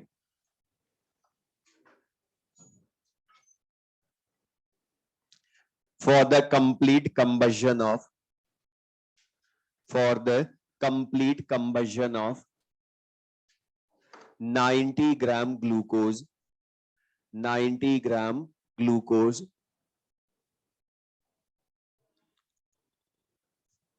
find the volume of air required at STP. Find the volume of air required at STP. Find the volume of air required at STP.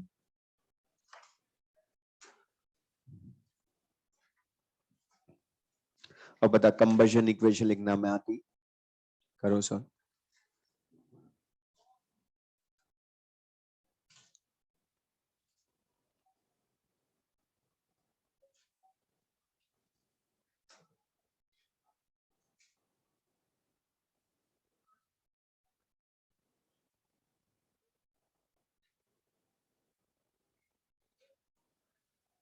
जैसे हमने बोला था जितने कार्बन एटम होते हैं किसी भी कंपाउंड में उतने मोल CO2 बनती है, सबको ध्यान है। तो C6H12O6 तो 6 कार्बन एटम, तो 6 मोल CO2 प्रोडक्ट साइड लिखोगे, और सबसे पहले बता CO2H2O को बैलेंस करते हो, 12 हाइड्रोजन एटम, तो उसके आधे मोल H2O बनेंगे 6। अच्छा बता अब यहाँ पर जितने एटम्स प्रोडक्ट साइड होते हैं ऑक्सीजन के, उन्हीं को हाफ करके O2 को बैलेंस करते हो ना, तो बता प्रोडक्ट साइड कितने हुए, 6 CO2 में 12 प्लस 6 H2 में 6, तो 18 हो गए प्रोडक्ट साइड। लेकिन 18 डायरेक्ट बैलेंस करोगे या इसमें ऑलरेडी 6 बैलेंस्ड है, तो बता 18 माइनस 6 तो ऑलरेडी बैलेंस हो गए, तो 12 भी बचे, तो 12/2 कितने बैलेंस करोगे, 6 O2 बैलेंस हो गया, 12 और 6 18, रिएक्टेंट प्रोडक्ट साइड इक्वल। अब बता तुम्हें ग्लूकोज का मास गिवन है, तो पहले उसको मोल में बदलो, मास बाय मॉलिक्यूलर वेट, तो कितने मोल हो गए, हाफ मोल ग्लूकोज। अब बता यहाँ पर half mole glucose upon stoichiometric coefficient, पहले तो बताइए लिमिटिंग रिएजेंट का है या विदाउट लिमिटिंग रिएजेंट, अकेले रिएक्टेंट क्या गिवन है। अच्छा बता वॉल्यूम ऑफ एयर लाना है, मतलब वॉल्यूम ऑफ O2 लाना है, तो बता पहले उसके मोल लाने पड़ेंगे ना O2 के, और मोल लाने के लिए अपॉन स्टाइकियोमेट्रिक कोएफिशिएंट 6, तो बता नंबर ऑफ मोल्स, ये बीच में मत बोलो, number of moles of O2 3 mole O2 आ गए, और एट STP कैलकुलेशन करनी है, तो volume of O2 will be 3 into 22.4 litre, the answer will be 67.2 litre O2 हो जाता, अगर इसने वॉल्यूम ऑफ O2 पूछा होता। पढ़ो, वॉल्यूम ऑफ एयर पूछा है, ना कि वॉल्यूम ऑफ O2, जो अभी यहां तक लाके खुश हो गए और आंसर मिलेगा 67.2, लेकिन वो रॉन्ग है, क्योंकि उसने वॉल्यूम ऑफ एयर पूछा है, ना कि वॉल्यूम ऑफ O2। अब सुन ले, पीछे में बोलना, वॉल्यूम ऑफ O2 पूछा है या वॉल्यूम ऑफ एयर, लाना तुमने वॉल्यूम ऑफ O2 है, क्योंकि हमारे पास इसी का डाटा आ सकता है इस बैलेंस्ड इक्वेशन से। अब लेकिन वॉल्यूम ऑफ एयर लाएंगे कैसे, तो सुन मैंने ऐसे, पहले मैं एग्जैक्ट बता रहा फिर शॉर्ट बताऊंगा। अच्छा हमें सबको पता है, बचपन से पढ़ रहे, बता in air 78% by volume nitrogen होती है, अप्रोक्स 20% या 21% बाय वॉल्यूम ऑक्सीजन होती है, तो 99% बाय वॉल्यूम 100 लीटर में, बता तो ये दोनों गैसेस है, बाकी तो डेसिमल में होंगी ना पॉइंट्स में। तो यहां पर अब मैं बोलूं 21% बाय वॉल्यूम O2 होती है इन एयर। तो बता इसको कैलकुलेशन इजी करने के लिए 20% मान लू अप्रोक्स। अच्छा ये 20% by volume O2 in air का मीनिंग हमने बता पढ़ा परसेंटेज पहले भी, बता जितना वॉल्यूम है परसेंटेज है उतना वॉल्यूम O2 इन 100 लीटर एयर, क्योंकि परसेंटेज तो 100 के रेस्पेक्ट में होती है ना। तो बता इसका क्या मीनिंग हो गया कि 20 litre O2 is present in 100 litre air. ये समझ में आया सबको मीनिंग, ये मतलब 100 लीटर एयर है तो 20 लीटर O2 होगी उसमें, क्योंकि बता एयर में 20% ही तो है ना ऑक्सीजन, मतलब अगर मैं 100 लीटर मान लू तो उसमें से बता 20 लीटर ही हुई O2। तो इसका दूसरी तरह से उल्टा बोले कि अगर हमें कंबशन के लिए 20 लीटर O2 चाहिए तो बता 100 लीटर एयर लूंगा तब जाकर उसका 20% मिलेगी ना हमें। तो हमें तो कितनी चाहिए 67.2, तो इसके लिए कितना एयर लेनी पड़ेगी, तो वो तो ला सकते हो डेफिनेशन मेथड से, यूनिटरी मेथड, लेकिन ऑब्जेक्टिव में टाइम सेव करो। बता 20 लीटर का 5 टाइम्स है ना अप्रोक्स ये, तो बता यहां से लाओगे O2 का ही वॉल्यूम, फिर क्या कर दो बता volume of air approx exact नहीं है, अप्रोक्स 5 टाइम्स ऑफ O2 का वॉल्यूम है ना, बता 20 लीटर O2 चाहिए तो उसका 5 टाइम्स लेना पड़ता है। तो बता यहां पर भी लाना तो O2 का वॉल्यूम ही था, तो लिख लें 5 इंटू 67.2 यही कर दो, तो answer will be 336 litre air. ये मीनिंग क्लियर सबको ये। अच्छा यहां पर ध्यान सुनना, हमने एक चीज बोली थी अभी थ्योरी पढ़ते टाइम कि जब भी वॉल्यूम ऑफ गैस गिवन हो या वॉल्यूम गिवन हो तो फिजिकल स्टेट चेक करना। तो बता यहां हमने V proportional to N Avogadro's law use नहीं करा, क्यों, क्योंकि बता गैस का वॉल्यूम लाना था, लेकिन बता ये जो है ये गैस है या सॉलिड है ग्लूकोज, तो बता यहां V proportional to N use नहीं कर सकता हूं मैं, वो किसके लिए था, ओनली फॉर गैसेज। तो क्वेश्चन लिख ले next.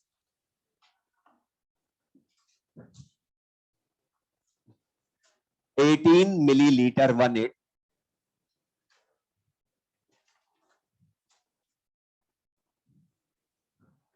18 millilitre 18 millilitre carbon dioxide,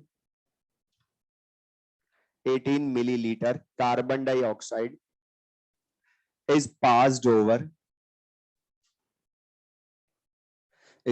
over red hot carbon, is passed over red hot carbon. Find the volume of carbon monoxide, find the volume of carbon monoxide produced at same temperature and pressure, produced at same temperature and pressure, produced at same temperature and pressure।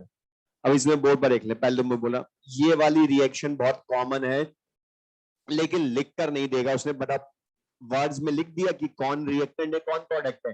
CO2 को पास करते हैं carbon पर से, तो बता CO2 को पास करोगे carbon पर से तो वो दोनों रिएक्शन करेंगे, तभी तो नया गैस प्रोडक्ट बनी ना कार्बन मोनोऑक्साइड, मतलब बता पता चल गया CO2C रिएक्टेंट हो गए, कार्बन मोनोऑक्साइड प्रोडक्ट हो गए। अब लेकिन मतलब बैलेंस्ड इक्वेशन लिखोगे तो बता 2CO लिख दो, प्रोडक्ट साइड बैलेंस हो गई, तो बता 2CO। अब लेकिन यहां पर बता ये जिसका मैंने अभी बोला था पहले वाले क्वेश्चन में कि जब भी वॉल्यूम क्वेश्चन में हो सबसे पहले फिजिकल स्टेट देखना, वरना तुम्हें बहुत बुरा लग सकता है बाद में।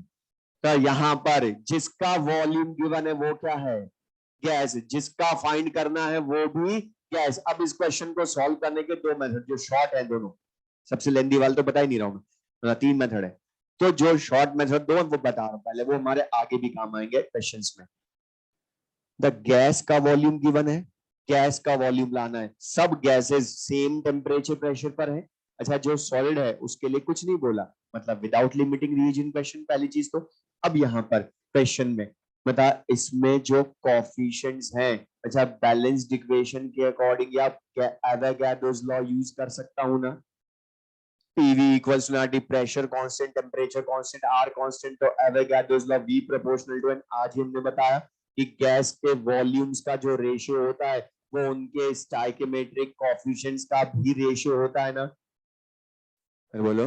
तो यहाँ पर इस ये, लेकिन ये जो कोएफिशिएंट है इसको डायरेक्ट में वॉल्यूम की टर्म में लिख सकता हूं, लेकिन वॉल्यूम लीटर में लिखूं या मिलीलीटर में, ये डिसाइड बोल है क्वेश्चन करेगा। तो मिलीलीटर है तो बता, वन कोएफिशिएंट क्या शो कर रहा है कि 1 मिलीलीटर CO2 से 2 मिलीलीटर कार्बन मोनोऑक्साइड प्रोड्यूस होती है। तो हमने बता पास कितनी की, 18 मिलीलीटर, तो इससे कितना प्रोड्यूस होगी, तो answer will be 36 millilitre carbon monoxide. अब ये तो हमने बैलेंस्ड इक्वेशन के अकॉर्डिंग करा, लेकिन जो अभी हमने शॉर्ट ट्रिक पढ़ी, अच्छा था उस शॉर्ट ट्रिक में होते रिएक्टेड मोल है, सुनना ध्यान से, रिएक्टेड मोल है, लेकिन मतलब mole directly proportional to gases के लिए वॉल्यूम है ना, या ratio of stoichiometric coefficients of gases equals to ratio of volumes. तो बता कोएफिशिएंट जब गैस के लिए लाना है, मोल की जगह वॉल्यूम यूज कर लूं क्या? उस शॉर्ट ट्रिक में यूज मोल्स ही करने होते हैं, लेकिन बता वॉल्यूम कर सकता हूं, क्योंकि वॉल्यूम का जो रेशियो होगा वही मोल का रेशियो।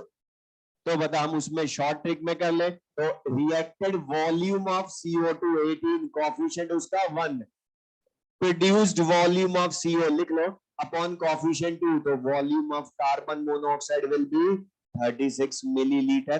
तो द सिंपल सा क्वेश्चन। तो दोनों में से जो हमें इजी लगे वो यूज कर सकते हो, लेकिन बस हमारे काम की चीज ये जो लिखा हमने V प्रोपोर्शनल टू एन, ये हमें याद आ जाए, वरना हम इसको बता फिर क्या करते, पहले दोनों के इसके वॉल्यूम को मोल में बदलते, फिर मोल लाते, फिर इंटू 22,400 करते। वो भी कब करते, जब STP लिखा होता, तो लिखा है नहीं, STP नहीं, मान नहीं मत लेना अपने हिसाब से, वो सब रॉन्ग हो जाएगा, वरना उसने नहीं माना तुमने मान लिया, तो उसने नहीं माना तो माइनस मिलेंगे फिर, तो ये ध्यान रखना। तो ये चीज क्लियर सबको। ये एक और क्वेश्चन लिखे, इस टाइप का क्वेश्चन एनसीईआरटी में अनसॉल्व्ड है, और ये लास्ट 10 इयर्स में 2 बार आ चुके हैं इस टाइप के क्वेश्चन जो करवा रहा, और जो मैंने अभी समझाया वो तुम्हें याद है तो यूज कर लोगे। ठीक है, a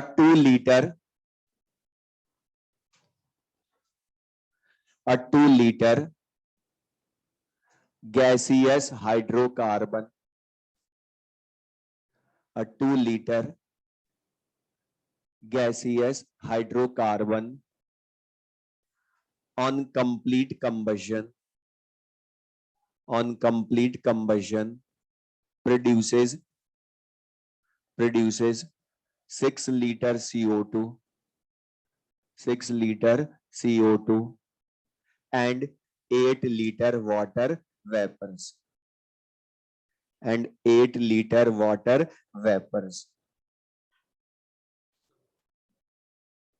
at certain temperature and pressure। Continue लिखना उसमें, at certain temperature and pressure find formula of hydrocarbon। अब इसमें दो तरह के उन्होंने क्वेश्चंस पूछे थे, एक जो अभी बहुत ने बोल दिया बहुत इजी वाला, दूसरा जो डायरेक्ट नहीं होगा, तो वो कैसे करना, मेथड दोनों का लेकिन एक जैसा। बोर्ड पर देख लें अभी जो कर रहे हैं, जो अभी मैं आंसर से मतलब नहीं, आंसर बोल रहा हूँ उसकी 3H8। अब बोल देखो, अब इसमें समझना है, क्योंकि मैं जो दूसरा क्वेश्चन समझाना वो ज्यादा इंपॉर्टेंट है, क्योंकि ये वाला तो अभी डायरेक्ट आ जाएगा बिना कुछ सॉल्व करे, लेकिन वो नहीं आएगा जो मैं बोलूंगा। अब यहाँ पर क्या बोला था, 2 लीटर गैसियस हाइड्रोकार्बन, इसका फॉर्मूला बताना है, तो हमें नहीं पता क्या है, तो अज्यूम कर ले CXHY और हाइड्रोकार्बन बोला इसलिए CXHY ही माना। तो X कार्बन एटम है उसमें, Y हाइड्रोजन एटम है। अब इसका फॉर्मूला लाने के लिए हमें उसने कंबशन के डाटा दिए इसके, तो जो दिए हैं उन्हीं को यूज करो। तो CXHY ये गैस है। अच्छा, कंबशन होगा तो O2 गैस की प्रेजेंस में ही होगा। जितने कार्बन एटम होते हैं उतने मोल CO2 प्रोडक्ट साइड लिखते हो। अच्छा, जितने हाइड्रोजन एटम उतने या उसके हाफ। लेकिन H2O लिक्विड लिखो या वेपर, गैस लिखोगे वो भी। देन बता product side total oxygen atom count करके हाफ करके रिमेनिंग में O2 बैलेंस करते हो। अच्छा बता, यहाँ पर देखोगे तो CO2 में 2 एटम, तो XCO2 में 2x ऑक्सीजन एटम, इधर कितने होंगे बता, y/2 ही होंगे ना। तो टोटल इनका सम करो तो 2x प्लस y/2, एलसीएम लोगे तो डायरेक्ट लिख दो 4x plus y/2 oxygen atom हो गए प्रोडक्ट साइड। अच्छा, पहले ग्लूकोज में नंबर पता था तो बहुत इजी होता है, लेकिन हमें यहाँ O2 का कॉफिशिएंट लिखना पड़ेगा ना अभी। अब बता प्रोडक्ट साइड जितने ऑक्सीजन एटम, इस हाइड्रोकार्बन में ऑलरेडी एक भी नहीं, तो सारे यही हाफ करके बैलेंस करूंगा। तो बता बाई 2 करूंगा तो अपॉन 4 हो जाएगा डिनोमिनेटर में यहाँ पर। बोलो, तो बता 4x प्लस y/4 O2 लिखूंगा। अब यहाँ पर मैंने ये क्यों समझाया उसका रीजन सुन लो पहले, वरना कुछ स्टूडेंट्स को लगता है इतना सारा करने की क्या डायरेक्ट ही कर लेंगे हम। तो ये बता दूंगा वो क्यों, क्योंकि यहाँ पर O2 का वॉल्यूम दे दूं। अब नहीं कर सकते तुम डायरेक्ट, अब तो तुम्हें ये कॉफिशिएंट काम में लेना पड़ेगा। अभी क्यों मैं बोल रहा हूँ कॉफिशिएंट काम में लेना, उसका रीजन। अच्छा बता, अभी मैंने बार बार बोल था पहले वाले कि जब भी वॉल्यूम हो फिजिकल स्टेट चेक कर लेना। और इसमें बता चारों रिएक्टेंट प्रोडक्ट गैस है, और गैस के लिए वॉल्यूम ही है हमारे पास डाटा में, सबके वॉल्यूम है। तो बता फिर से, वॉल्यूम प्रोपोर्शनल टू मोल बोल सकते हो ना, या मैं बार बार वहां बोल रहा था ratio of stoichiometric coefficient ratio of volumes of gases होता है। तो बता तुम्हें कोएफिशिएंट ही तो लाना ना एक तरह से, x और y/2। हेलो, तो ये जो कोएफिशिएंट्स मतलब मोल का रेशियो होगा, वही तो इनके वॉल्यूम का भी रेशियो होगा ना। तो अभी तो ये क्वेश्चन बहुत इजी था, क्योंकि मुझे खाली CO2 और H2O के वॉल्यूम दिए और कोएफिशिएंट भी उन्हीं का लाना है। x और y मिल जाए तो आंसर आ जाएगा ना हाइड्रोकार्बन का। तो बस हमारे काम की चीज अभी तो क्या थी कि ratio of stoichiometric coefficients equals to ratio of volumes of gases at same temperature and pressure. अब बता यहां पर बस एक चीज ध्यान रखना, जिस गैस का वॉल्यूम बोले उसी के कॉफिशिएंट को लिखना, सबके लिखने की जरूरत नहीं है। हाइड्रोकार्बन का लिखने की जरूरत नहीं है, उसका कॉफिशिएंट 1, लेकिन मुझे एक्स और वाई अलग अलग चाहिए। तो वो मुझे CXHY से नहीं मिल सकते, क्योंकि उसका तो कॉफिशिएंट 1 है, उसका वॉल्यूम है 2 लीटर, लेकिन 1 से कैसे लाऊंगा 2 लीटर, कॉफिशिएंट तो हम मिलेंगे उससे। तो बता अब यहाँ पर किसको यूज कर लो, CO2 का वॉल्यूम है ना 6 लीटर, तो बता वो प्रोपोर्शनल टू x मोल होगा। वाटर वेपर्स का वॉल्यूम 8 लीटर, वो किसके प्रोपोर्शनल होगा, y के या y/2 के, बता उसके कॉफिशिएंट के प्रोपोर्शनल होगा ना। तो बता यहां से क्या लिख सकता हूँ, CO2 और H2O वेपर के लिए x/y/2 ratio of stoichiometric coefficient equal to their respective volume. तो 6 लीटर 8 लीटर मतलब 3:4। कंपेयर करोगे तो बता x की जगह क्या हो गया 3, लेकिन y की जगह 4 या y/2 की जगह 4, तो y वैल्यू विल बी 8, तो आंसर विल बी C3H8। अब लेकिन इसी क्वेश्चन में जो दूसरी बार क्वेश्चन आया था वहां O2 का वॉल्यूम दिया था, वाटर वेपर्स का दिया ही नहीं था। क्यों मैंने ये समझाया, उसके दूसरे के लिए बता O2 का होता तो बता, अब तो मैं यहाँ कॉफिशिएंट मुझे चाहिए ना, फिर इसका 4x प्लस y/4 फिर 8, तो बता वो 4x प्लस y/4 की वैल्यू हुई ना, वो 4 या जो भी 8 आएगा। तो बता x लाओ पहले अकेला, फिर उसमें रखो, तब आएगा y। तो कर लोगे, लिख लें क्वेश्चन।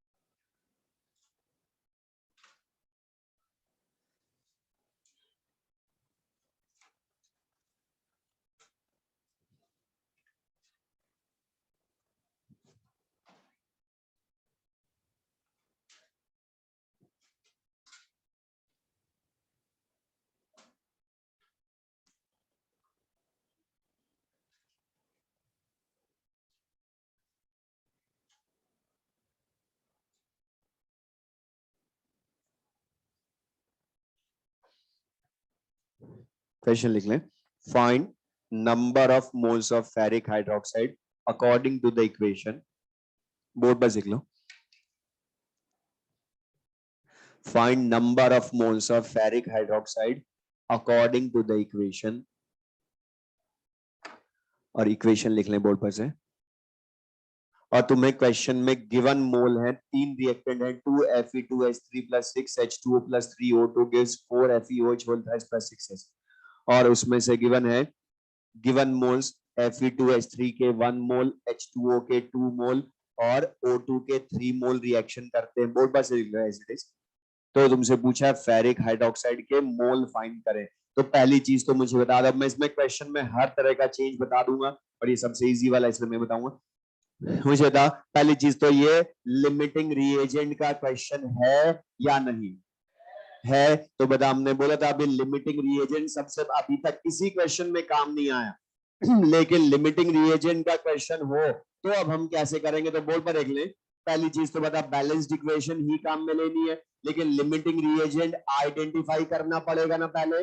अब लिमिटिंग रिएजेंट आइडेंटिफाई करने के लिए बता, तीनों रिएक्टेंट का सेपरेटली एक्स फाइंड करोगे ना, और बता फाइंड करोगे तो Fe2H3 का एक्स वैल्यू हाफ आ गई, given mole in the question upon stoichiometric coefficient 2। इसी तरह से H2O के लिए लाओगे तो given mole in the question 2, लेकिन उसका स्टोइकियोमेट्रिक कोएफिशिएंट 6, तो x वैल्यू विल बी 1/3। इसी तरह से O2 के लिए लाएं तो given mole in the question upon stoichiometric coefficient of that reactant, तो x वैल्यू विल बी 1। अब बता, लिमिटिंग रिएजेंट कौन होता है, जिसके लिए लीस्ट वैल्यू ऑफ x आए, तो वो कौन हुआ, x 1/3 0.33 आएगा, ये तो 0.51 आएगा, तो 0.33 मिनिमम वैल्यू, और जिसके लिए मिनिमम वैल्यू वही लिमिटिंग रिएजेंट है। अच्छा, O2 और Fe2H3 तो क्या हो गए, एक्सिस रिएजेंट बचेंगे ना आफ्टर रिएक्शन। सुन ले पहले इसको भी, शॉर्ट ने बोला लिमिटिंग रिएजेंट वाले क्वेश्चन ज्यादा आते हैं और अच्छा है, ओके इनको तो हम शॉर्ट ट्रिक में करें। बस पहले मेथड बता रहा हूं एक बार, बता ये तो एक्स लाने की शॉर्ट ट्रिक हुई ना लिमिटिंग रीजन की, वैसे भी है। अच्छा बता, प्रोडक्ट जो बनता है वो हमारे अकॉर्डिंग या बैलेंस्ड इक्वेशन के अकॉर्डिंग, लेकिन बता लिमिटिंग रिएजेंट वाले क्वेश्चन में लिमिटिंग रिएजेंट डिसाइड करता है प्रोडक्ट कैसे बनेगा।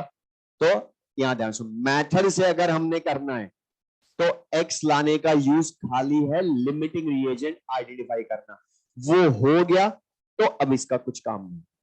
अब वही पहले की तरह मेथड कि जो बैलेंस्ड इक्वेशन है वो बता रही है कि बता 6 मोल H2O रिएक्शन करता है तो बता कितने मोल फेरिक हाइड्रोक्साइड प्रोड्यूस होते हैं, 4 मोल फेरिक हाइड्रोक्साइड।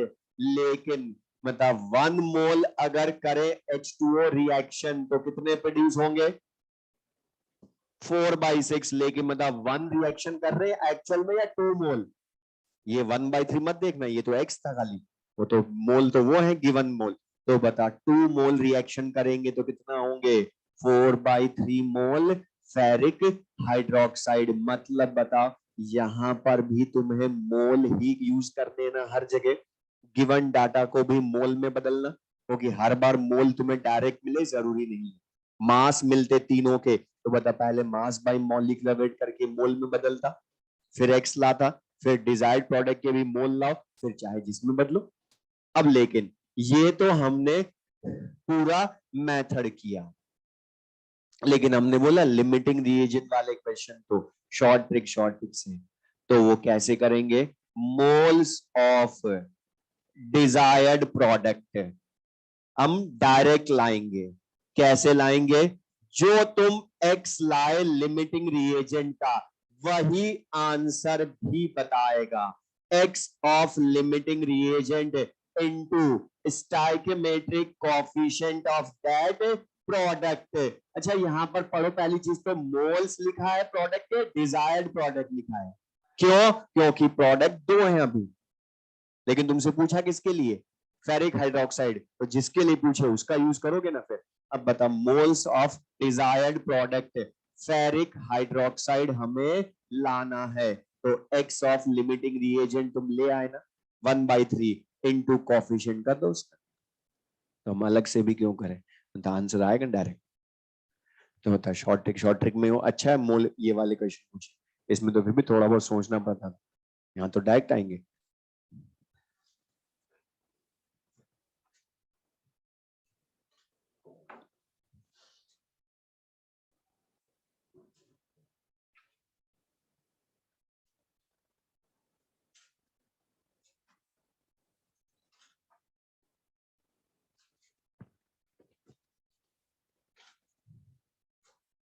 तो द मीनिंग के लिए सबको, तो मोल्स ऑफ डिजायर्ड प्रोडक्ट पूछे तो भी कर लेंगे। तो मोल्स ऑफ डिजायर्ड प्रोडक्ट, तो बता शॉर्ट ट्रिक में करना है एक्स ऑफ लिमिटिंग रिएजेंट जो हम लाए उसी को उस stoichiometric coefficient of that product कर दो। बता टाइम बचेगा हमारा। मीनिंग के लिए सबको ये क्वेश्चन लिखे।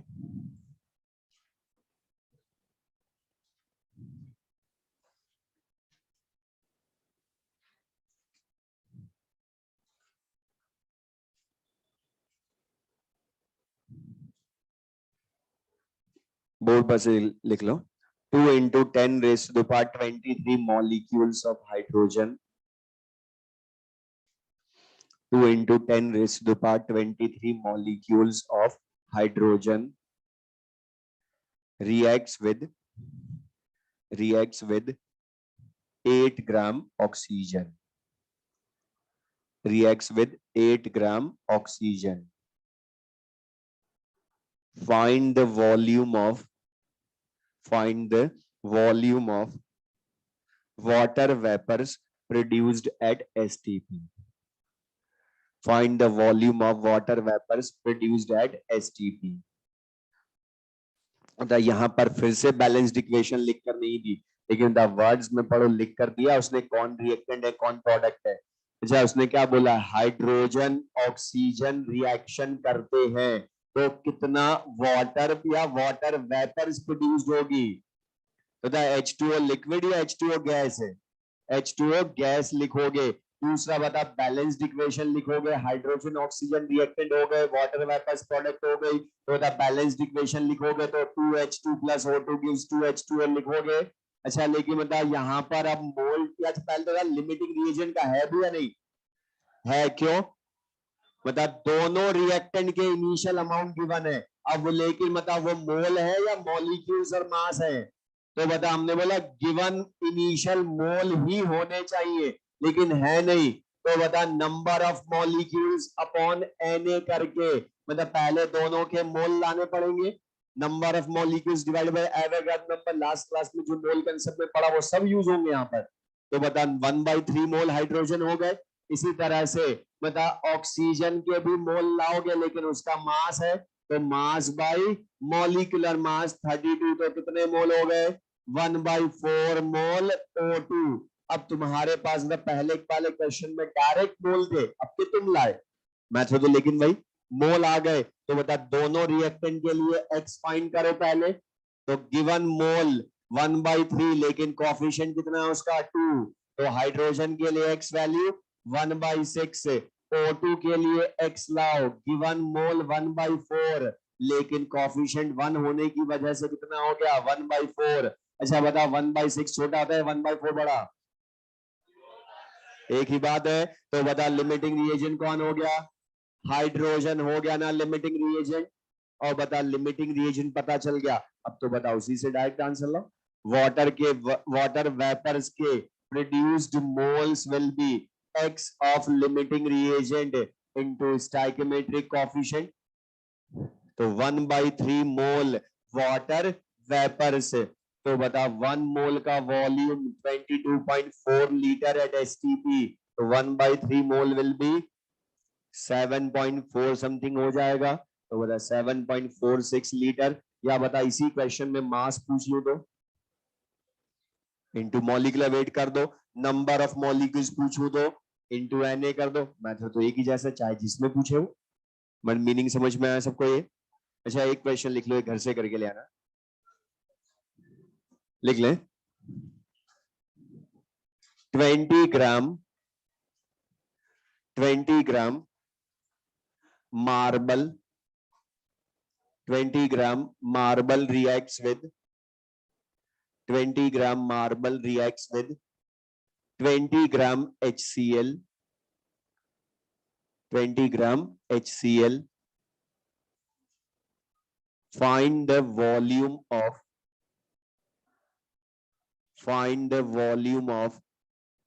CO2 gas. Find the volume of CO2 gas produced at STP. और इक्वेशन लिख लें बोर्ड पर से. Find the volume of CO2 gas produced at STP.